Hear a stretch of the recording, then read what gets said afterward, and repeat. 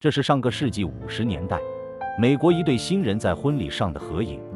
这一年，19岁的新娘大学还没有毕业，而新郎官也是刚从大学毕业。多年后，他在投资领域混得风生水起，被誉为是股神。他1930年出生在奥马哈市区一个富裕的家庭，父亲是2任美国国会议员与成功的商人。他从小就展现了他的商业天赋，从5岁开始就摆摊赚钱，11岁就开始进入了股市。在25岁时，他成立了自己的投资合伙公司。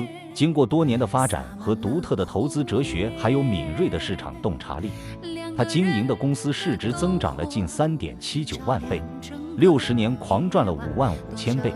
他也因此成为了投资界的传奇人物。